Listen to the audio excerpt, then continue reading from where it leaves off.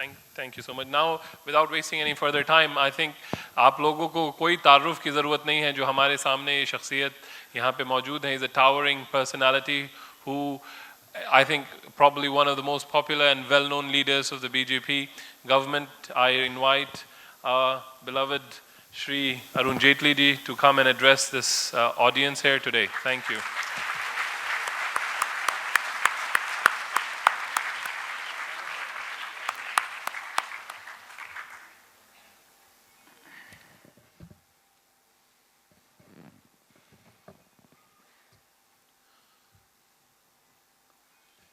जफर साहब, स्टेज पे मौजूद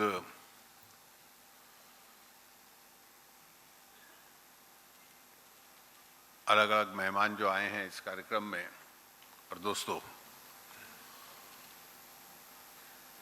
मैं सबसे पहले जफर साहब का धन्यवाद अदा करता हूं कि आपने इस प्रोग्राम को ऑर्गेनाइज किया. मैं समझ नहीं पा रहा था कि उन्होंने ये स्थान क्यों चुना. अक्सर किसी ऑडिटोरियम में होते हैं, तो उन्होंने कहा नहीं, मैं मुंबई स्टॉक एक्सचेंज में करूंगा.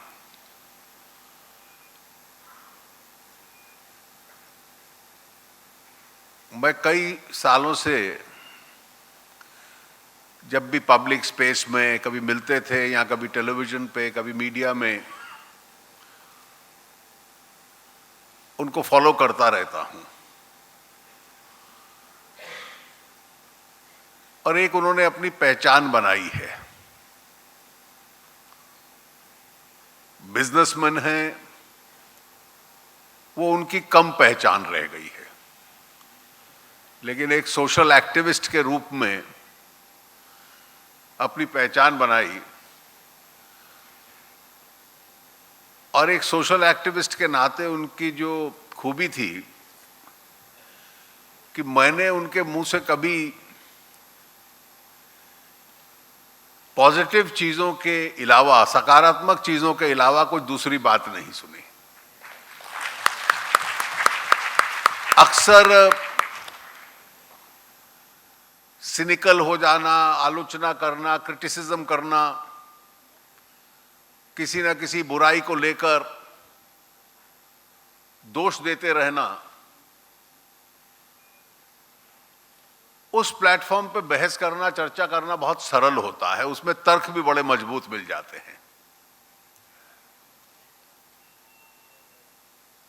लेकिन हर परिस्थिति में पॉजिटिव और सकारात्मक बने रहना और जोड़ने की बात करना, एक नया तरीका उन्होंने सुना है. और शायद अभी जो एग्रीमेंट इन्होंने साइन किया, उसके पीछे जो दो चार वाक्य उन्होंने बोले, उसमें यह कहा कि मदरसे एक बड़ा पावरफुल इंस्ट्रूमेंट हैं, उनकी वजह से बच्चे स्कूल जाते हैं, कुछ सीखते हैं, और कोई भी अपने मजहब के, धर्म के बारे में सीखे तो चार अच्छी बातें सीख सकता है, अपनी कल्चर के बारे में सीख सकता है, भाषा के बारे में सीख सकता है, उसमें गुण रहते हैं. गांधी जी तो कहते थे कि धर्म और मजहब को हर चीज के साथ वो जोड़कर देखते थे, उससे नैतिकता मिलती है, मोरालिटी मिलती है, कुछ अच्छी बात मिलती है. तो बिना उसके साथ छेड़ाछाड़ी किए हुए इन्होंने एक एमओयू कर दिया कि उसके साथ साथ मॉडर्न एजुकेशन,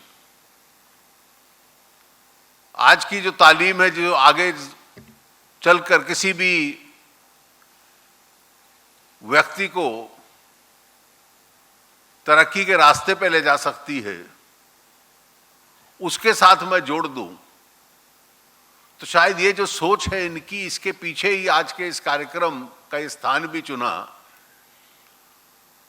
और जिला जी के एक बहुत खूबसूरत गीत के साथ शुरू किया और साथ में बैंकिंग इंडस्ट्री के लोग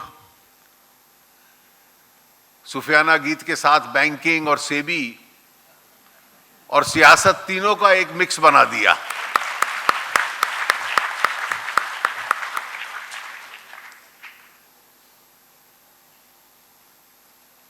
इस देश की अगर हम हिस्ट्री देखें तो कई मोड़ों से निकलते हुए आज जहां हम खड़े हैं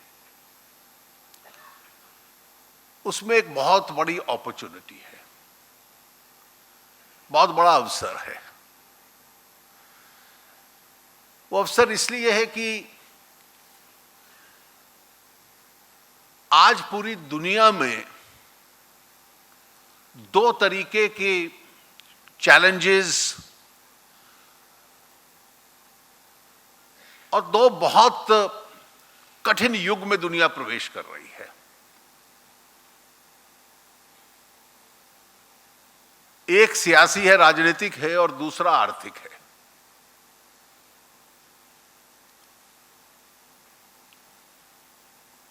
अगर हम सियासी पॉलिटिकल की जिक्र करें तो दुनिया के कई देशों में जिस दिशा में राजनीतिक बहस चल रही है, कई बार उसको देख के लगता है कि किस दौर में दुनिया जाएगी ये कहना कठिन है। हिंसा बढ़ी है, टेररिज्म बढ़ा है, उसका एक रिएक्शन है और उस रिएक्शन में कई बार यूरोप में जैसे बयान आते हैं, अमेरिका में राष्ट्रपति का चुनाव है, जो उस चुनाव की बहस को सुनते हैं तो उसका एक असर आपको दिखलाई देता है। और जो आर्थिक बहस है उसमें पूरी दुनिया में धीमापन आया है, स्लो डाउन आया है। अभी सेबी के हमारे मेंबर राजीव जी उसका जिक्र कर रहे थे, थोड़ा सा शायद अरुण तिवारी जी ने भी जिक्र किया। और ऐसा लगता है कि पूरी दुनिया आर्थिक दिशा में थोड़ा धीमेपन के युग में जा रही है। अमेरिका बहुत बड़ा इकोनॉमिक पावर हाउस है, वहां भी जो ग्रोथ है वो पैची है, किसी क्वार्टर में बढ़ती है, कभी कम होती है।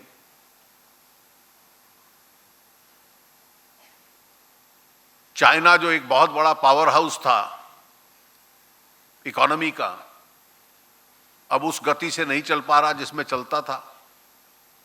रशिया, ब्राजील, साउथ अफ्रीका सब संकट के दौर में हैं। कितने देर तक ये दिशा चलेगी ये किसी की समझ में नहीं आ रहा। और अलग अलग तरीके दुनिया इस्तेमाल करती है। जापान ने नेगेटिव इंटरेस्ट रेट शुरू कर दिए। पैसा बैंक में रखोगे तो ब्याज मिलेगा नहीं, देना पड़ेगा। अभी इंग्लैंड में 0.25 मतलब 1/4% का ब्याज हो गया। करेंसीज को लोग डिवैल्यू कर रहे हैं, कमजोर कर रहे हैं कि शायद उसकी वजह से व्यापार थोड़ा बढ़ जाए।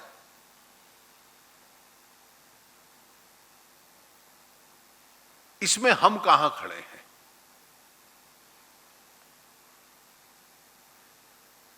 जो ये पूरी दुनिया में डिबेट है, इस्लामिक वर्ल्ड में उसको लेकर चिंता है, उसका एक रिएक्शन है। और हिंदुस्तान में तो बहुत ज्यादा मुस्लिम पॉपुलेशन है। हमारे यहां कभी बहुत छोटी मामूली घटना हो जाती है, कभी किसी का कोई एक आध व्यक्ति का बयान आ गया या कोई केरल से खबर आ गई। लेकिन अगर बड़ा चित्र देखें, जिसको बिग पिक्चर कहते हैं, तो इस राजनीतिक संकट और बहस से हिंदुस्तान बचा हुआ है।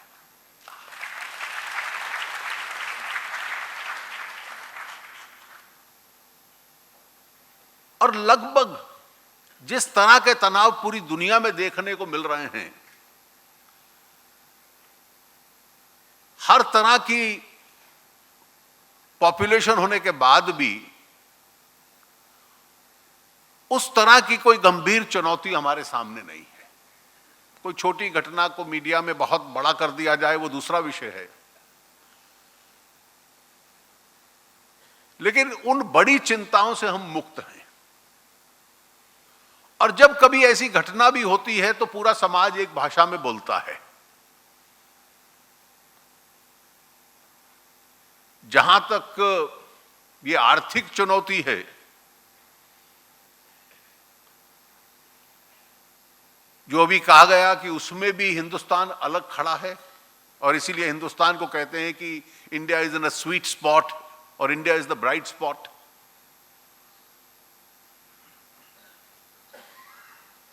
ग्लोबल स्लोडाउन, धीमेपन में भी हिंदुस्तान में लगता है कि अगर हम 7-7.5% से ग्रो करते हैं तो हमारी जो काबिलियत है, क्षमता है, उससे ये कम है और तेजी से होना चाहिए। और एक तरह से हिंदुस्तान एस्पिरेशनल, उसका एम्बिशन, उसकी उम्मीद काफी आगे बढ़ती है। और इसलिए इन दोनों कारणों की वजह से हमारे सामने एक बहुत बड़ा अवसर और अपॉर्चुनिटी है। अभी इमाम साहब चेन्नई से आए, उन्होंने आंकड़े रखे, सच में चिंता वाले आंकड़े हैं।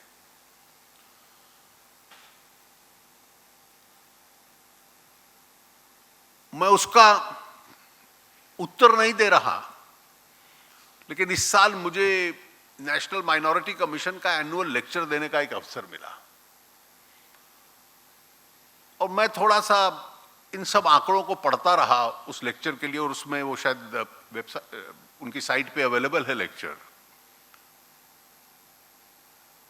1991 में जब हमने इकोनॉमिक रिफॉर्म शुरू किए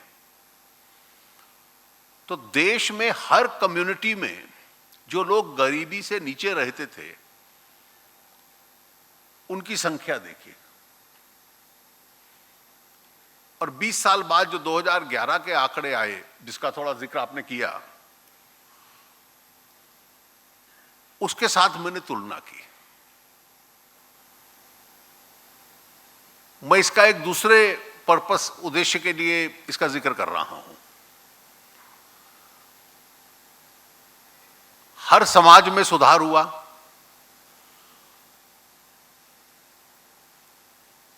जैन्स में, पारसीज में, सिख्स में बीपीएल की संख्या बहुत कम थी। कुछ समाजों में तो लगभग न के बराबर थी। ईसाइयों में थोड़ी ज्यादा थी, हिंदुओं में उससे ज्यादा थी, मुस्लिम्स में उससे भी ज्यादा थी। लेकिन लगभग 52-53% से वो 20 साल में घटकर 29% हो गई। हिंदू समाज में भी काफी थी, वो शायद 22-23% के आसपास थी। मैं इसका जिक्र इसलिए कर रहा हूं कि जब इकोनॉमिक अपॉर्चुनिटी, आर्थिक अवसर मिलने लगे, तो जो समाज बहुत पीछे थे उन्होंने उन तमाम अवसरों का बहुत लाभ उठाना शुरू कर दिया। और इसलिए जो सुझाव आपने भी दिया, जो जफर भाई ने भी दिया, अन्य भी दिए गए, एजुकेशन में एक बहुत बड़ी तालीम में, education is a great equaliser, और उस इक्वलाइजर की एक बहुत बड़ी क्षमता है, और इसलिए उसको कभी भी अंडर एम्फसाइज नहीं कर सकते। जिन्होंने हिंदुस्तान का संविधान भी बनाया, तो उन्होंने भी जब rights to administer educational institutions रखा, उसके पीछे उद्देश्य यही था, भाषा, संस्कृति, कल्चर, लिंग्विस्टिक ग्रुप्स का, रिलीजियस ग्रुप्स का वो कायम भी रहे, और एजुकेशन के आधार के ऊपर लोगों की ताकत और क्षमता अपने आप में बढ़ती रहे। उसी में से इकोनॉमिक अपॉर्चुनिटी भी मिलती है। और आज पिछले कुछ वक्त से जितने भी कदम हम लोग उठा रहे हैं, उन सब में एक इकोनॉमिक अपॉर्चुनिटी है। अब इतना पूरे देश भर में एक अभियान चला है, खूब रिसोर्सेस शासन के उसमें जाते हैं। ये स्किलिंग इंडिया कैंपेन क्या है? अब इस स्किलिंग इंडिया में एक सीमित मात्रा में जिनको एजुकेशन शिक्षा मिलती है और उसके बाद जिनके हाथ में कला या किसी प्रकार की विशेष क्षमता रहती है, कैपेसिटी रहती है, वो इसका लाभ उठा सकते हैं। जो मुद्रा स्कीम्स हैं इन बैंक्स की, आपको ऋषि साहब या तिवारी साहब बतलाएंगे कि इसमें जितने भी कमजोर वर्ग हैं, उसमें महिलाएं हैं, दलित समाज के हैं, बैकवर्ड हैं, माइनॉरिटी के हैं, बिना किसी सिक्योरिटी के लोन्स मिल सकते हैं, जिसको आप किसी ना किसी बिजनेस में, कोई वर्कशॉप चलाने में, कोई ट्रेड चलाने में, बिजनेस चलाने में, किसी चलाने में उसका काम ले सकते हैं।